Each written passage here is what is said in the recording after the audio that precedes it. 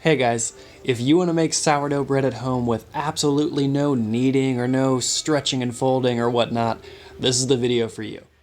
The first thing you'll need for your easy no-knead sourdough bread is your sourdough starter. This is a rye sourdough starter that I made last week. I have another video about that. I'll link to that up top. I fed this about 5 or 6 hours ago and it has risen up nicely. Also, if you feed your starter with white flour or a different whole grain flour, you can use that in this recipe. It's totally fine. I start with water. Just add 300 grams of water to your mixing bowl. And if you need to see these ingredients in cups and tablespoons, check out the description. Next is the starter. To the water, add 60 to 70 grams of sourdough starter. For my usual recipe, I use 100 grams of starter, but because this no-knead bread is going to rise slowly overnight, we need a little bit less starter. So if you have a cold kitchen, use about 70 grams or so. I use 74. If you have a warm kitchen, use around 60 grams. Then just mix your starter into the water using a dough whisk or a wooden spoon of some kind. And once the starter is mixed into the water, add 10 grams of salt to the mixture. This can be kosher salt, sea salt, really anything works. Then once that's mixed in, you're going to add all of your bread flour. We're using 450 grams of white bread flour for this recipe. Get your wooden spoon or your dough whisk again, and just mix all of these ingredients together until they're thoroughly combined. Yes, totally and thoroughly combined. What I mean by that is just keep mixing until all the dry flour seems to absorb the water in this mixture. Once it all comes together, you should get a dough that looks something like this. This is exactly what you're looking for.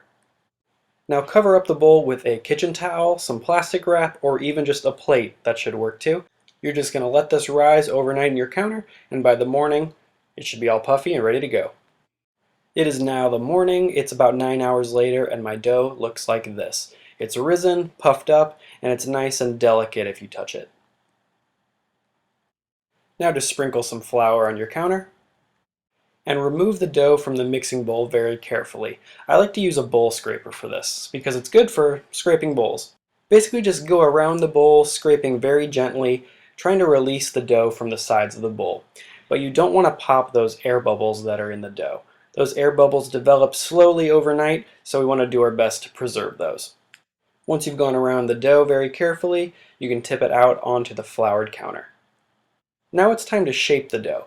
Usually I shape my sourdough twice. I like to give it a pre-shape and then a final shape. But today I think we're thinking simplicity when we're talking about a no-knead sourdough bread. So I'm just going to shape this up once. I did a video earlier about how to shape a sourdough boule or a ball shape. That's what I'm doing today. You can watch that video if you want a more in-depth explanation. Basically I just keep going around the dough, pulling a corner into the center until I have a nice ball of dough. Now it's time to proof the dough. If you have a Banneton basket, now would be the perfect time to use one of those. I'm just going to use a bowl lined with a kitchen towel. Make sure you line your bowl with a kitchen towel and dust it with flour.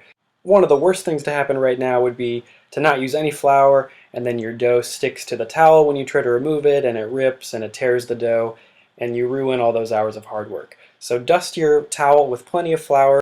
You can use the same flour that you bake with, and then when you take your dough out later, you can just brush off the excess flour.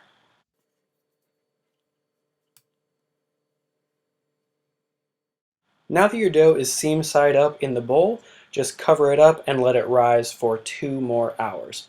If you want to bake it later in the day, you can just put this in the fridge and let it rise for anywhere between 6 and 24 hours, and it should be good to bake. After 2 hours of proofing this dough at room temperature, mine looks like this. It completely filled the bowl. It's springy and puffy. It springs back a little bit when I touch it. That's exactly what you're looking for. If your dough is about 1.5 or 2 times its original size, it's ready to bake. I like to bake in a Dutch oven, and the best way I know to transfer dough from the counter to the Dutch oven is with parchment paper. So grab a sheet of parchment paper and just flip your dough out carefully onto the parchment paper. The smooth side should now be up and the seam side is down on the bottom. There's a lot of excess flour on the top of this dough, so you can go ahead and brush that all off. For some reason I'm choosing to rub it into the top of the dough. There will be more of a contrast between the score marks and the rest of the bread, but honestly it's just way too much flour. You should brush yours off. Now it's time to score the dough, so get a sharp knife. I'm using the serrated bread knife. You can use a dough lame if you have one, and just score a cross pattern or an X into your dough about 1/4 of an inch deep. That's about 6.3 something millimeters if you use millimeters. Scoring the dough like this will give the bread a nice place to rise just so it doesn't bust open on the side. It'll give it a cool design on top of the bread as well.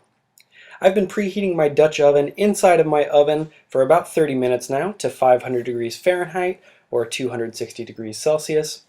Take out the Dutch oven and carefully transfer your dough into it with the parchment paper and everything. I just put it all in there. And then put the lid on top, and you're going to bake this at 500 degrees Fahrenheit for 20 minutes with the lid on. That timer means it's been 20 minutes. It's time to take the lid off the Dutch oven and see how much the bread has risen. This bread puffed up really nicely, especially around those score marks. Now it's time to keep the lid off and continue baking this for an additional 20 minutes. That'll give this loaf of bread a really nice brown color.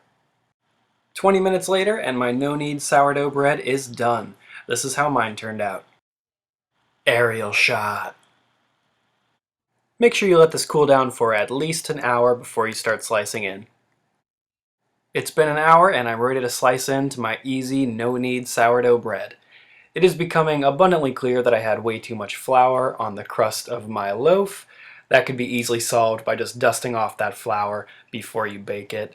I will definitely do that next time, but look at that contrast between the score marks and the rest of the bread. For my sourdough breads, I usually like to have more of an open crumb. This crumb's a little more tight. That's usually what happens when I make no-knead sourdough bread, but that can actually be good because you want a closed crumb for things like toppings and when you're spreading, say, butter and honey on your sourdough bread like I'm going to be doing here.